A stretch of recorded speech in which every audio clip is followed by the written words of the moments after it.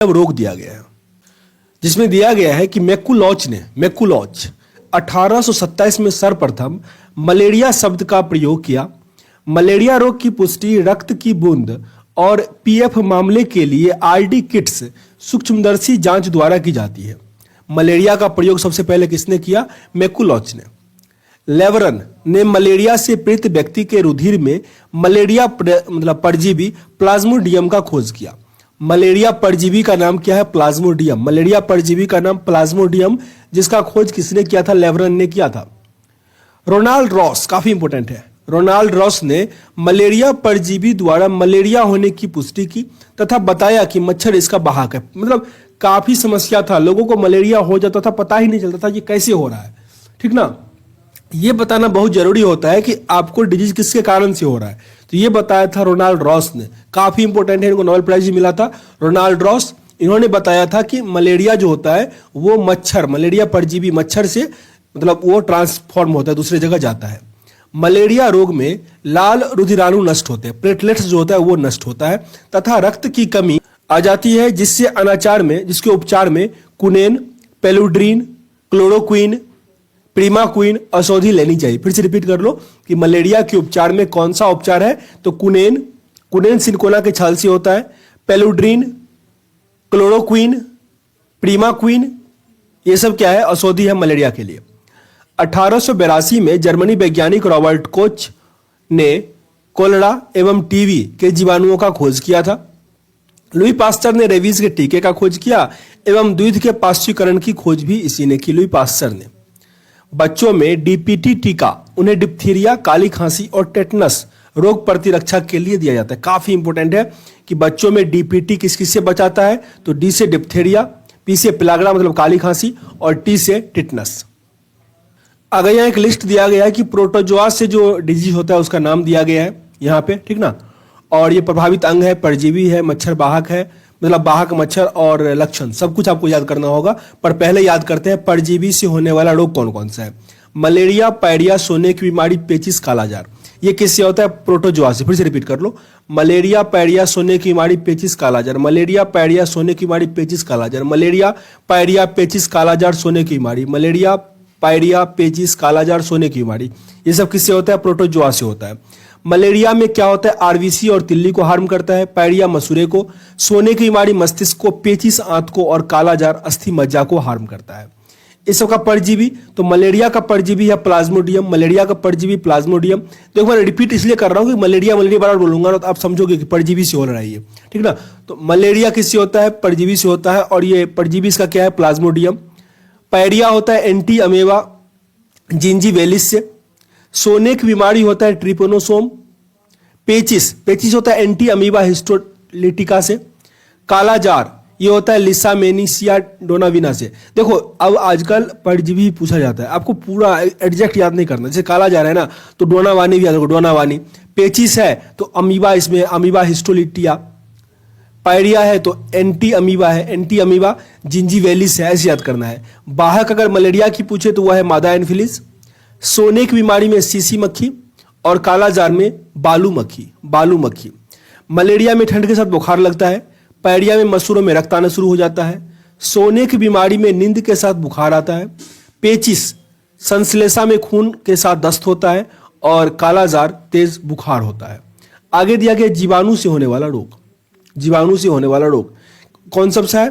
Tetanus, हैजा, typhoid, क्षय रोग, डिप्थीरिया, फ्लैग, काली खांसी, निमोनिया, कोढ़, गोगोरिया और सिफिलिस। फिर से रिपीट करते हैं, टेटनस, हैजा, टाइफाइड, क्षय रोग, डिप्थीरिया, फ्लैग, काली खांसी, निमोनिया, कोढ़, गोगोडिना और सिफिलिस। फिर से रिपीट करेंगे, टेटनस, हैजा, टाइफाइड, क्षय रोग, डिप्थीरिया, फ्लैग, काली खांसी, निमोनिया, कोढ़, ग्वाजिया, सिफिलिस। ओके, ये सब होता है जीवाणु यानी बैक्टीरिया से।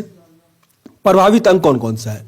तो टेटनस से होता है तंत्रिका तंत्र प्रभावित, हैजा से आंत, टाइफाइड से भी आंत, क्षय रोग से फेफड़ा, डिप्थीरिया से श्वास नली, फ्लैग से फेफड़ा, कार्वा दोनों पैर के बीच का कावर, काली खांसी श्वसन तंत्र, निमोनिया से फेफड़ा, कोढ़ तंत्रिका तंत्र त्वचा, गैनोरिया मूत्रमार्ग और सिफिलिस से सीसन। इस सब का जीवाणु का नाम देख लो। तो टेटनस होता है क्लॉस्ट्रीडियम टेटेनी से, हैजा Vibrio cholerae, typhoid Salmonella typhi, क्षय रोग Mycobacterium tuberculosis, diphtheria Corynebacterium diphtheriae, plague ये होता है पस्चुरेला पेस्टिस, काली खांसी हीमोफिलिस पर्ट्यूसिस, निमोनिया का डिप्लोकोकस न्यूमिनी, कोल्ड Mycobacterium leprae, gonorrhoea Neisseria gonorrhoeae, syphilis Treponema pallidum. लक्षण क्या है टेटनस का? तो तेज बुखार, देखो लक्षण अधिक नहीं पूछा जाएगा पर आपसे यही सब पूछा जाएगा, पर जानना जरूरी है। टेटनस से तेज बुखार, शरीर में ऐंठन, जबड़ा बंद होना। हैजा में होता है लगातार दस्त और उल्टी। टाइफाइड में तेज बुखार और सर दर्द। क्षय रोग बार बार खांसी के साथ कफ रक्त निकालना। डिप्थीरिया सांस लेने में कठिनाई और दम घुटना। फ्लैग बहुत तेज बुखार, शरीर पर गिल्टियां आना। काली खांसी लगातार खांसी आना। निमोनिया तेज बुखार, फेफड़े में सूजन। कोड होता है शरीर पे चकते, तंत्रिका प्रभावित होती है इससे। गैनोरिया मूत्र मार्ग में सूजन आ जाता है और सिफिलिस सीसन में घाव हो जाता है। आगे दिया गया है आपका हेमनिथिस द्वारा होने वाली बीमारी, तो जिसमें आपका अतिसार और फैलेरिया आता है। तो अतिसार यानी डायरिया, इस रोग के कारण आंत में मौजूद एक्सेलेरिस लिम्ब्रिकैटिस नामक अंतःपरजीवी प्रोटोजुआ जो घरेलू मक्खी से प्रसारित होता है, इसके आंत में घाव हो जाता है। इसे प्रोटीन पचाने वाला एंजाइम ट्रिप्सिन नष्ट हो जाता है। प्रोटीन को जो पचाता है ट्रिप्सिन, वही नष्ट हो जाता है। तो यह रोग बच्चों में अधिक पाया जाता है। दूसरा है फलेरिया। फलेरिया किससे होता है? तो हेलमेंटियस से होता है। ऐसा नहीं कि आप कवक और वायरस पे टिक कर दो। यह रोग फैलेरिया बैक्टीरियोपाइट नामक कृमि से होता है। यह कृमि के संचारण क्लूकेकस मच्छरों के दस्त से होता है। इस रोग में पैर, वृषण कोषों और अन्य भागों में सूजन आ जाता है। इस रोग को हाथी पांव रोग भी कहा जाता है, फैलेरिया को। आगे विषाणु द्वारा होने वाला रोग, जिसमें कि एड्स, डेंगू ज्वार, पोलियो, इन्फ्लुएंजा, चेचक, छोटी माथा, गालसोथ, खसरा, ट्रोकोमा, हेपेटाइटिस या पीलिया जिसको कहते हैं, रेबीज, मेनिंजाइटिस और हर्पीज। ये सब क्या होता है? बीमारी एड्स, मतलब ये वायरस से होता है। फिर से रिपीट कर लो।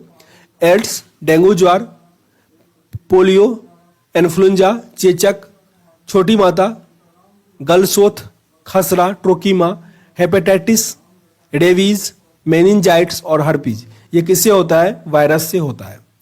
प्रभावित अंग, जैसे एड्स होगा तो प्रतिरक्षा तंत्र WBC खत्म हो जाता है। डेंगू ज्वार में संपूर्ण शरीर, खासकर सिर, आंख एवं जोड़ में मतलब दर्द होगा, तेज बुखार होगा। पोलियो, इसमें गाढ़ा रीढ़ नाली मतलब संस्थान में प्रॉब्लम आता है। इन्फ्लुएंजा संपूर्ण शरीर, चेचक संपूर्ण शरीर, छोटी माता संपूर्ण शरीर।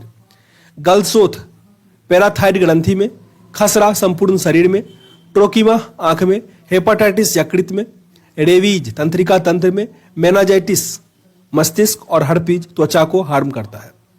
विषाणु का नाम एड्स का HIV, डेंगू ज्वार का अरबो वायरस, पीलिया का पोलियो, इन्फ्लुएंजा, पीलिया नहीं है पोलियो ही है ना, पीलिया तो जीवाणु से होता है। चेचक में बेरियोला वायरस, छोटी माता वेरिसेला वायरस, खसरा में मोरविली वायरस, रेबीज रेबडो वायरस और हर्पीज वायरस से। एड्स में क्या होता है? रोग प्रतिरोधक क्षमता नष्ट हो जाता है। जो रोग होगा वो रहेगा ही, उसको ठीक नहीं होता, इसलिए एड्स काफी मतलब जानलेवा ही है। डेंगू ज्वार, इसमें आंख, पेशी और सिर में दर्द होता है। पोलियो में ज्वार, बदन में दर्द, रीढ़ की हड्डी, आंत की कोशिकाएं नष्ट हो जाती है। इन्फ्लुएंजा, गलसोथ, छींक और बेचैनी। चेचक, तेज बुखार, शरीर के लाल लाल दाने। छोटी माता, हल्का बुखार, शरीर की पित्तिकाएं। गलसोथ, ज्वार के साथ मुंह खोलने में कठिनाई। खसरा, शरीर का लाल दाना। ट्रोकोमा, आंख लाल होना, आंख में दर्द। हेपेटाइटिस या पीलिया, पीला पेशाब, आंख और त्वचा पीला पड़ जाना। रेबीज, रोगी पागल हो जाता है, जीभ बाहर निकालता है रेबीज में।